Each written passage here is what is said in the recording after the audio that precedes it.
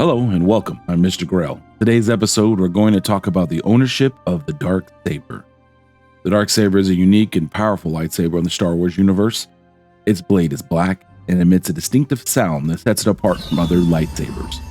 However, do we really know who's the rightful wielder of this powerful weapon? Well, let's try and figure that out.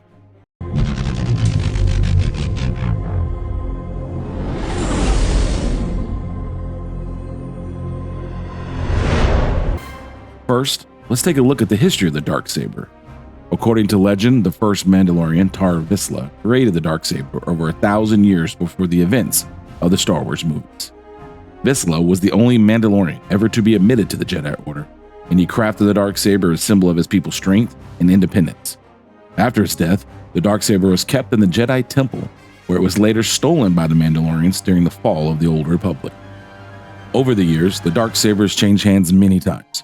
It was wielded by the Jedi, Mandalorians, and even a Sith Lord at one point. However, it's perhaps most closely associated with the Mandalorians, who view it as a symbol of their leadership and identity. The first time we see it is during the events of the Clone Wars. At this point, the Darksaber fell into possession of a Mandalorian named Pre Vizsla. It is with Pre Vizsla that we have our first look into who the rightful wielder of the Darksaber is.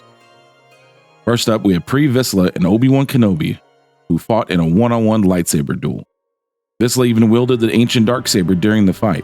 The battle was intense, with both combatants displaying impressive skill and strength. Ultimately, however, Obi-Wan emerged victorious, disarming Vizsla and knocking him to the ground. Rather than finishing Vizsla off, Obi-Wan chose to spare his life. This is what I will call the Kenobi line. The second time the ownership question comes up is when Pre Vizsla, who at this time still has the Darksaber in his possession, gets challenged by Darth Maul to an amazing one-on-one fight. Vizsla shows a lot of skill and holds his own, but in the end, Vizsla was defeated and executed by Maul. Darth Maul claimed the Darksaber, took over Death Watch, and executed former ruler Satine, and installed a puppet prime minister as the planet's new ruler. However, Darth Sidious would catch up with Maul, engage him in battle, and although Darth Maul would use the Darksaber, Sidious defeated him in combat and sent him away to prison on Stygian Prime.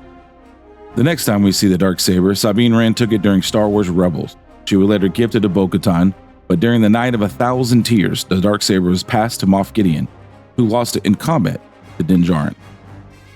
We recently found out that according to the Mandalorian tradition, the only way to have a legitimate claim on the Darksaber is by defeating its current owner in combat. This is why, as Bo-Katan was offered the Darksaber by Din Djarin, she hesitated, knowing that she had not technically won it in combat. In the Mandalorian episode, Guns for Hire, we see Din Djarin explaining that he was defeated by an enemy, later saved by Bo-Katan, who defeated that enemy. So the Darksaber was rightfully hers. But was it? This brings us to the question that many Star Wars fans have been asking. Who is the rightful owner of this weapon?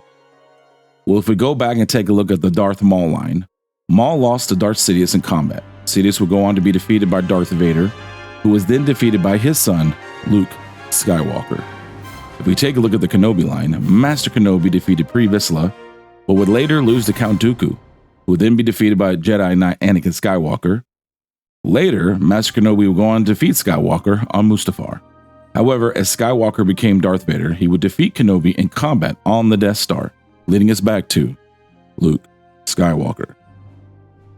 We know that Sabine never defeated the owner of the Darksaber in combat. But the only legitimate way to claim the Darksaber is by defeating its current owner in combat, then the Sabine Wren line is out, and Bo-Katan never had a legitimate claim to it in the first place. Leaving us with just one name, Luke Skywalker. So where are we? Well, in my opinion, Luke Skywalker has the most legitimate claim to the Darksaber. However, as far as Star Wars stories goes, I don't see a future where they will use Luke Skywalker in this way. I wonder going forward, is the rightful ownership question going to continue to be a story point? Unfortunately, we just don't have a clear answer to that question of who owns the Darksaber yet.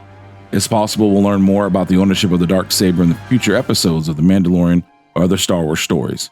For now, all we can say is the ownership of the Darksaber is a complicated and fascinating topic with lots of history and mythology behind it. All right, guys, and that's it. That's the show. Please go down to the comments section. Let's have a discussion about it. I don't know what I'm talking about. Maybe you can help me figure out some stuff. I think it could be fun. Let's keep it fun. And I want to thank you all for watching. If you have not subbed up, please sub up so you never miss a thing. And I appreciate you watching. Bye-bye.